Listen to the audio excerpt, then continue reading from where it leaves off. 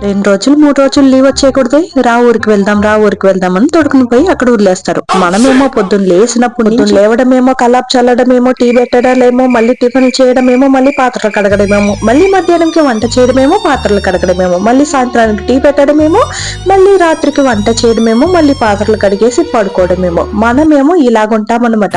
మనం తొడుకుని పోయి ఊర్లో వదిలారు చూడు, వాళ్ళేమో పొద్దున్న ఆరాంగా లేసారా, పళ్ళు తోముకున్నారా, పెట్టిన టీని తాగారా, ఫ్రెండ్స్ ని చూసేసి వస్తాను అని చెప్పేసి ఊరి మీదకి వెళ్లారా, మళ్ళీ వచ్చి టిఫిన్ చేశారా, అదిగో ఫ్రెండ్ కనబడ్డాడనేసి వాళ్ళతో కూర్చుని కబుర్లు చెప్పుకునిందాన్ని చాలదన్నట్టు మళ్ళీ సినిమాలకి చికార్లకి వాళ్ళతోనే వెళ్తూ ఉంటారనమాట. మన వాళ్ళని అస్సలు పట్టించుకోరు. అంతలో మాత్రానికి మన వాళ్ళు ఎందుకు లీవ్ వచ్చింది సరదాగా ఊరికి వెళ్దామని చెప్పి ఊర్లో తీసుకుపోయి పడే, ఎక్కడికి వెళ్ళినా మాకు ఈ పనులు తప్పదని మాకు తెలుసు. అయినా ఊరికి వెళ్ళిదా ఈ పనులన్నీ చేస్తేదా మీకు తృప్తిగా ఉంటుందా ఏంటి? బస్సోడికి 1000 2000 ఇవ్వడం బొక్క తప్ప ఇంకేం మిగిలేదేం లేదు అక్కడ.